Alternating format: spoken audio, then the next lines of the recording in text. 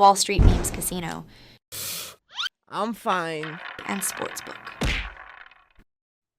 Welcome to episode 41 of Talk Smart With PUGH and McCart. That is young Joe Pugh over there, looking fresh as always, and I'm Andrew McCart. Joe, been a long week it seems. How's things? Yeah, it has been a long week, mate. A lot of kind of little things going on, a lot of travelling for me this week, but it's been good. Both been at shows, both busy, and that's the way we like it, isn't it?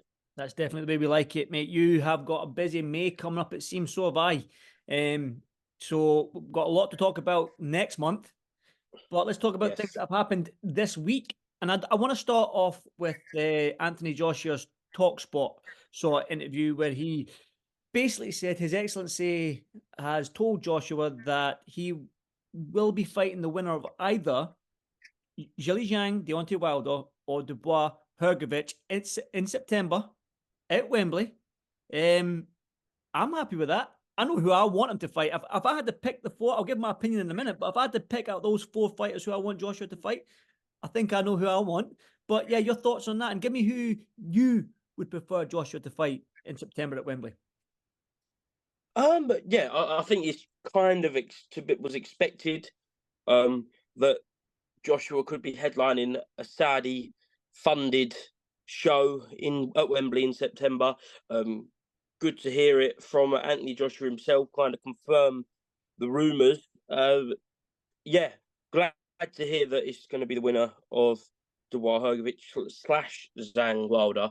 And the answer to your question of who I want it to be, I genuinely can't really answer that really until we see Wilder, because don't get me wrong, if you'd have asked me what is it 5 months ago, then it would have been Wilder all day long. But if we see the Wilder that we saw against Joe Parker, then it's probably not going to be Wilder. I think it will be for whatever one can get a world title. That's kind of what Eddie Hearn said in some interviews that was done last night or in Liverpool. I think it'll be the winner of Hrgovic Dubois, to be honest, because I think you get the IBF ranking there, and we will see that for the vacant IBF title. But yeah, where do you stand on this, mate? Well, I spoke to Eddie about this, and he said that he loves the Wilder fight, but a 3-time world champion for AJ is everything right now. And he said it all depends on May 18th, what happens with the IBF belt, what happens, because he says his own word says, His Excellency's vision, anything could happen. Do you know what I mean? He could say, like, no, I want this to happen. Do you know what I mean? Things play out differently. Do you know what I mean? We can have it mapped out in our head, this is what we want, but the way that heavyweight landscape is changing every single time there's a fight out in Saudi Arabia is amazing. I like it. But if we get the Deontay Wilder and he sparks out Zhang in 3 rounds, say, yeah, you've got sort of like the old Wilder, and we've got the sort of old AJ, the one that is not hesitant to let his right hand go. We've got the old Wilder who isn't hesitant to let his right hand go. Oh, man. Yeah, that fight. I would love AJ to become a 3-time world champion. But if we, like I said to you, Joe, if we get the old Wilder back that just blitzes everyone with our right hand, we've just seen what AJ's done to Ngannou and Wallen. That fight excites me a lot more than it does fighting Hrgovic or Dubois for the world title. And we know what His Excellency Turki Al-Sheikh is like.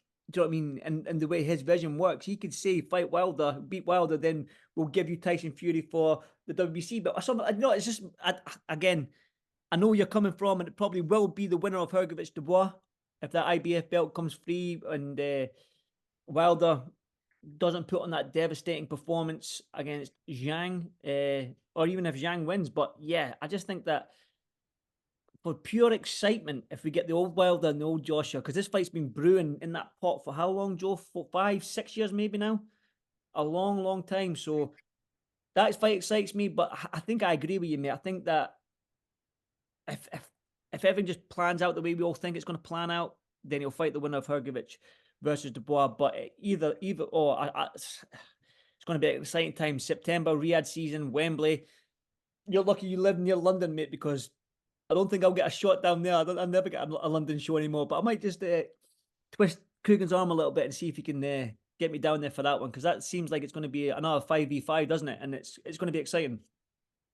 Yeah, certainly. And just kind of to finish up on AJ's comments, whilst the narrative is there for Deontay Wilder, and it would be absolutely massive because they were the two men for so long before Wilder fought Fury and before kind of AJ fought Ruiz, when they seemed like they was on a collision course to fighting each other, and it just never happened. But I'll tell you something now: if Daniel Dubois goes in and knocks out Filip Hrgovic, that means in his last 3 fights, he's kind of had all the controversy against Usyk, where some people believe he could have knocked him out. And then he goes in there and has a real gut check against Jarrell Miller and kind of comes out without, passes it with flying colours. And then if he goes out and beats Filip Hrgovic, potentially for the IBF world title, or which leads him to an all-British world title fight at Wembley against Anthony Joshua, by the time that comes round, that would be massive. Not quite as big as Deontay Wilder, but it would be huge. An all-British world title fight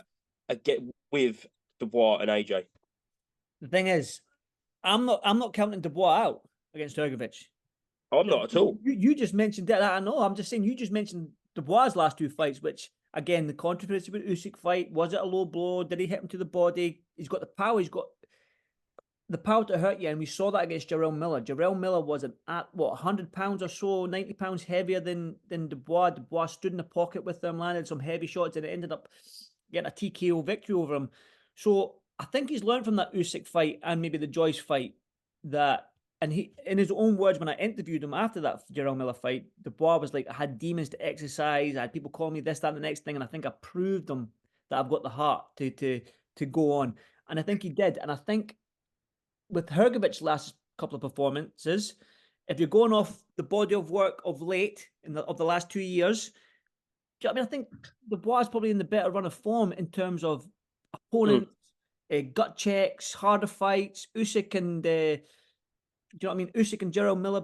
Who was it in Saudi for Hrgovic's last fight? I forgot his name.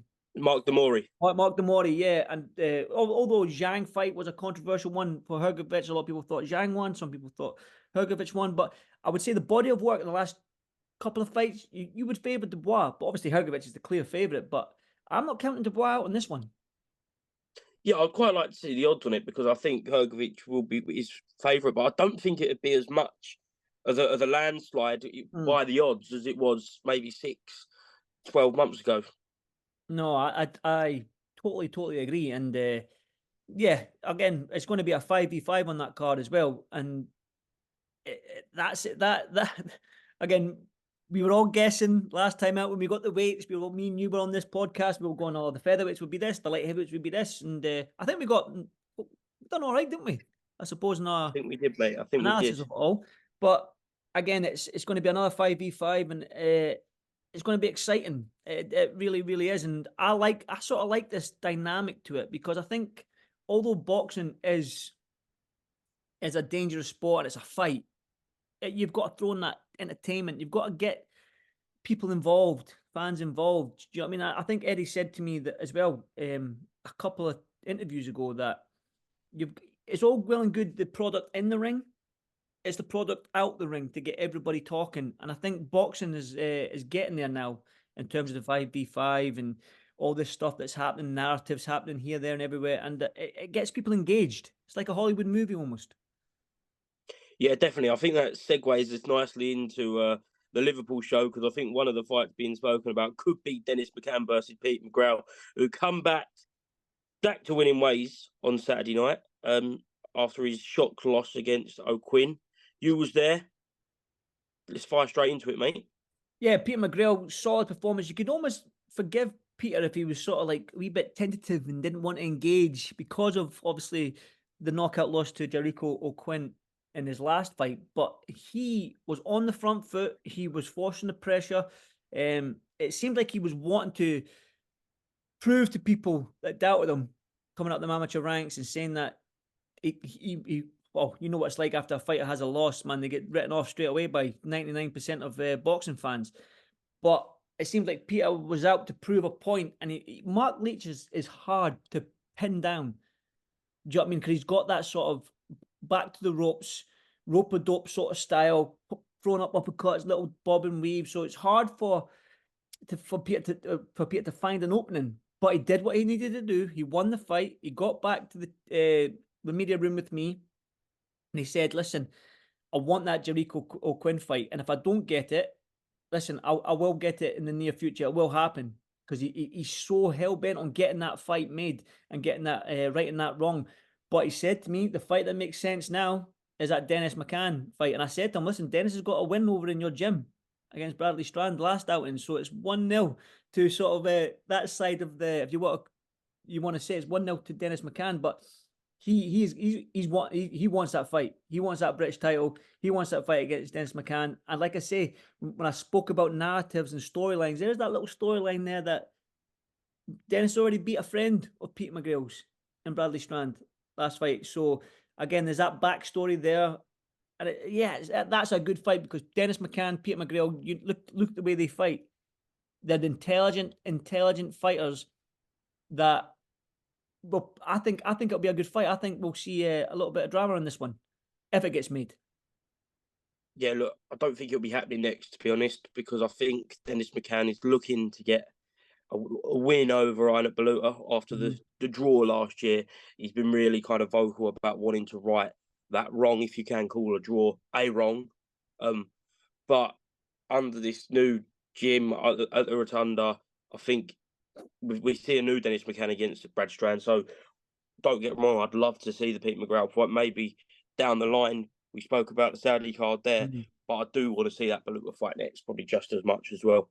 Yes, I think for both Peter and Dennis is that those rematches that they want against past opponents to right some wrongs. I think Jericho O'Quinn, I think for Peter to get him, you're going to have to offer him ridiculous money. You're going to have to offer him like I don't know, some sort of belt or something along them lines to get him to fight him, because in Peter's own words, he doesn't think he wants it. But to be fair, Pete, he was winning that fight quite easily until that one shot landed on him. And listen, sometimes you can't stall your career waiting for a rematch. So sometimes the best thing is to move on and push forward, and I think that's what Peter's going to do. But the whole I love next gen cards, Joe, because you get a glimpse of what the future looks like. Do you know what I mean? Who's going to be the future star? Peter McGrail, Junaid Boston, Hamza Udin. I don't know if you saw him. That kid has got. I saw it. Tell you what, sometimes Sam Jones, right? He has to do the talking for his fighters. He has to do all the interviews and big them up and say mad stuff and whatnot. But I tell you what, Hamza can talk. He can talk. He can fight. He's got swag. He's got power. Have I missed anything else? Because the kid's got it. He really, really has. Junaid Boston's the same. He's a little bit further on in his career, but a great win over Jack Martin at the weekend. You had Joe McGrail, who, in his own words, had a terrible performance. Maisie Rose Courtney, she fought a very, very tough woman who came to fight. Showed that she's got guts because, in her own words, again, she got hit with a body shot that made her dip, and she fought through it. Chloe Watson seems to be next for Maisie Rose in a European title fight. Who else am I? Frankie Stringer, young Scouser under Joe McNally, who's looking good, and Steve Clark as well, Swifty Smith's protege, who's had 3 fights in 3 months. He sold over 500 tickets to Manchester, and then 2 weeks later sold another 400 tickets in Liverpool. I mean, the kid is a ticket seller, and he's got an absolute amazing following. So, and you know yourself, Joe, it's all well and good you can fight, but if you want to be a promoter's dream, you've got to be able to sell tickets, and Steve's got that. So, yeah, all in all, a very, very good card. Yeah, enjoyed it. I know you were at Top Tier, John Clark's show as well that same night. How was it? Yeah, great shows as always by Johnny Clark. He puts on his Instagram bio, he wants to be the Academy of Boxing, and as the shows kind of develop, get bigger, and had some great young talent on there. The first 2 fights were shown on IFL. You got young Zach Fee, 19-year-old. He could really be a star. He come through 6 good rounds off the back of a really good knockout win last time out against Louis Smithson. Then you had Louise Orton. She kind of a long time out of the ring, but you could tell she's got talent. And if you go back and watch the fight, she's got a lot of swag about her. She drops her arms. You don't really see it much with the female game. So I really enjoyed that. You had Amy Andrew. She won the Commonwealth title. Really pleased for her. Another great story with her that she kind of left the sport to have a baby, then has had to kind of claw her way back to the level she wants to be, because she had some great wins over some top girls in the amateurs, and now turning over, it's been a bit hard for her. You had a 50-50 fight, which is, I loved, if you know these guys. You got Stelios Papadopoulos, who's #1 in Greece, against Ben Crocker, who's #1 in Wales. And that produced an excellent fight. And then the main event, Konstantin Ursu versus Bazzi Razak. If you've never watched Konstantin Ursu, he is an absolute monster. He's now disposed to Jordan Dujon and Bazzi Razak in relatively easy fashion. He's now mandatory for the Commonwealth title. And yeah, Konstantin Ursu is definitely someone to look out for, because he's a beast, mate, honestly. I'll definitely keep it. I missed out Beatrice Ferreira, who beat Liscano for the IBF Yes. World title. I missed that fight out, so forgive me. But Beatrice Ferreira, who's now going to go over to Paris and try and win a gold medal. And I think Frank Smith made up a fact. I don't know if it is fact. Nobody's checked this yet. Nobody's fact-checked us yet, but Frank Smith said this could be the first current world champion that's won a gold medal in the Olympics. And that's Frank Smith's fact. That's not been fact-checked, but he said it's a fact. So it's a fact. So it's been all in all good week, but I do want to go over to stateside, because on Wednesday, Joe, we had another Riyadh season card, and we'll talk about this. Crawford versus Israel Madrimov. Great fight. People are looking at the head-to-head with Crawford and Israel and saying, oh, Crawford doesn't look that much smaller. But I'll tell you one thing, the difference between Crawford and Madrimov is a tank. I spoke to him out in Saudi when he won that title, and his shoulders, back, legs, chest, biceps, he's just a unit at 154. Crawford's got that slender build. Do you know what I mean? So I don't think the size, don't look too much in the height difference. Look like the size in terms of the broad shoulder. Because I'll tell you one thing, he is an absolute monster, Israel Madrimov. And I think that I put this question to people all this week, Joe, and I'll put it to you, right? Crawford's now 40-0, 36 years old, right?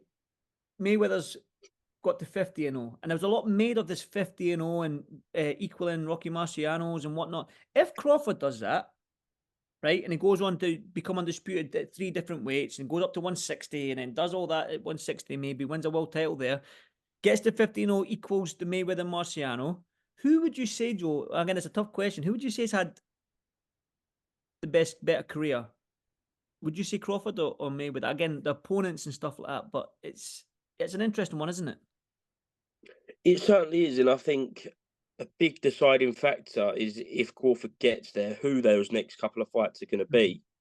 Because if he goes through some serious pound for pound stars, then you seriously got to be started talking about it. But I think the difference is, certainly from kind of this era and for the next 20 years at least, I think Mayweather will be different because he completely transcended the sport. There was a Mayweather effect that just Terence Crawford hasn't got at the minute. In 30 years to come, and when you look back at their careers kind of separately, we might be talking about Terence Crawford as being the better fighter. But I think just everything Floyd done for the sport, because kind of he was the one that he was the heartbeat behind it. It certainly Las Vegas boxing for the past kind of 10 years before he retired. So it's very, very hard to say, because you've got to kind of separate the boxing to the person. And I love Terence Crawford, and I think in years to come he will definitely be known as one of the greats. But yeah, it's a difficult question. What do you think, mate? I agree. I think when you look at who Mayweather fought, he fought Cotto, Pacquiao. Do you know what I mean? He fought all these greats. But it was the manner. Canelo, he fought Canelo as well, but it was the manner in which he fought them. He got Canelo when he was young, rehydration clause, brought him down a weight. He got Pacquiao way too late than what he should have. Didn't fight Costa Tszyu when Costa Tszyu was wiping everyone out at featherweight or super featherweight. I can't remember. So again, you're going to get people critiquing Mayweather's career, but he was smart in the way he done that. You know what I mean? He didn't, the way he navigated through the opponents and whatnot and got to where he needed to be. You've got to admire, and I do admire it. Crawford's probably in that position where today's boxing up until recently with His Excellency coming in and making these fights happen. He wanted all these fights. He wanted Spence ages ago. Do you know what I mean? He wanted all these monsters, Wade, Charlos and whatnot. He's been wanting them, and there's not been made. But I think now with him signing, well, not signing, but working alongside Riyadh Season, he can get these fights. And I just hope that he's not got them too late, because he is 36 and Father Time waits for no man. And I just hope that he gets there and he gets the fights, because Israel Madamov's no mug. This guy can fight. He was an elite amateur. Do you know what I mean? He's a very, very skillful, and he's big. So Crawford ain't going to go there and bully him. I know Crawford's strong because he does have that wrestling. He does wrestle, and he's quite strong on the inside the pocket, but he ain't going to budge Madrimov. That's a fact. I know that for a fact. So this is going to be a good fight with a good undercard with Jarrell Miller, Andy Ruiz, Andy Cruz, David Morrell, Isaac Pitbull Cruz. Gee, I mean, what an absolute stacked card this is out in LA, and it's Riyadh Season doing what they're doing and making these big fights. And I like it. The fact, I think somebody said to me there was something like, don't quote me on this because I know what the comments are like, 12 different promoters working on this card. Serious. That is something that's unheard of in boxing nowadays. So it's very, very good.